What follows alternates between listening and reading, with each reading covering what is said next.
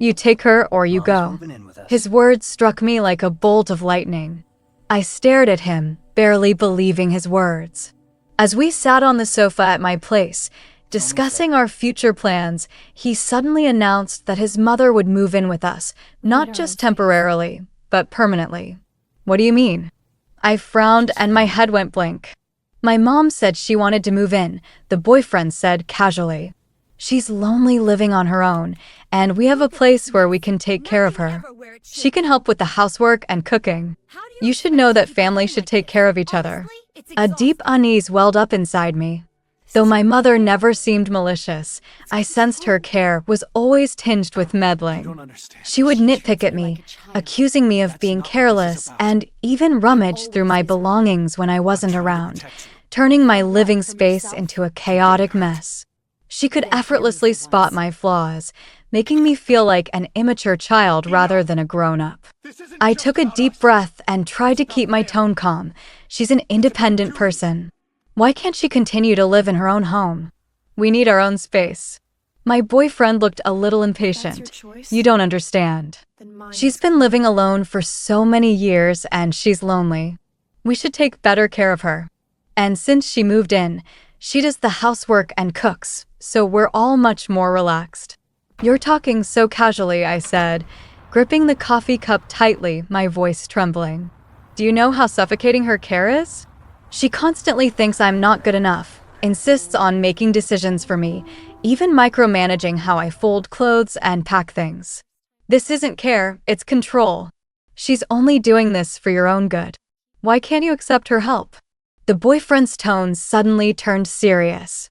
"I've lived with her since I was a kid. She's my only family. It's my duty to take care of her. If you want a future with me, you should accept this arrangement." His tone was so firm that I felt cornered. I knew he didn't understand the relationship between him and his mother and thought I was making a mountain out of a molehill, but I knew I wasn't making a mountain out of a molehill. I couldn't help but ask, "What about me? I have my own space and independent needs. Am I not important?" He paused, as if he wasn't ready to face the question. "You know, Mom is important to me.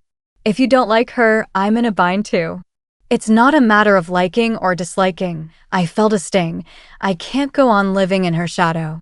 Every time we're together, she steps in between us, and even when we're alone, she calls to interfere. He lowered his head, fell silent for a moment, then looked up. "You really don't understand her?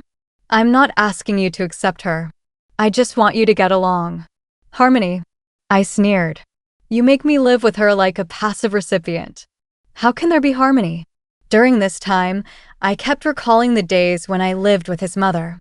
It was a cold winter, and my boyfriend and I decided to move to his mother's house for a few days while waiting for the new house to be finished. Those days should have been a warm transition period, but they turned out to be the root cause of my conflict with his mother. At first, she was very friendly, but soon she began to interfere in our lives. Every time I was cooking in the kitchen, she would pop up beside me and stand behind me and criticize my way of cutting the food. "You're cutting it wrong. You should cut it into small pieces first." Whenever I sat on the sofa, she would tell me, "It's uncomfortable here, you're sitting wrong." Every time I was going to wash the clothes, she would tell me how to wash them. Wash the clothes by color so they won't stain. During those days, I hardly had any personal space. I remember one evening while I was still working, my boyfriend's mother walked into my room and sorted through the files I had casually placed on the desk. "These files are in a terrible mess. You need to organize them properly from now on," she said. It nearly drove me to the brink. I wasn't rejecting her concern, but her approach was unbearable. I couldn't live under her constant watch, where even my most basic personal choices were micromanaged. This made me feel like a helpless child rather than an independent adult. During those days, my relationship with my boyfriend grew increasingly strained. I wrestled with my inner self, unsure how to navigate this stressful phase of life. Whenever I tried to communicate, he would always side with his mother, insisting she was simply trying to help and that I was being overly sensitive. One time, I couldn't help but explode in front of him. Your fucking meddling has become a control of my life. I don't have any personal space, not even the right to make personal decisions. My boyfriend didn't respond. He just lowered his head and looked at me in silence. He didn't stand by my side, but avoided my feelings, which made me even more sad. Back in the present, my boyfriend's proposal shocked me. I can't stand being put back into that environment of interference and lack of freedom. I can't live with her anymore, I said again firmly. I know you're deeply connected to her, but I can't keep living in her shadow. If you truly want us to live together, we need our own space, not three people sharing one home. When he heard this, his face darkened. You are like this. You can never accept her, and I can't force myself to make a choice. Then make your choice, I answered calmly, though my heart ached intensely. If this is your choice, then we will stop here. He looked at me with a deep sense of disappointment and pain in his eyes, but he did not change his mind and turned away. I looked at his back and felt empty inside. The relationship never reached the point I had hoped for.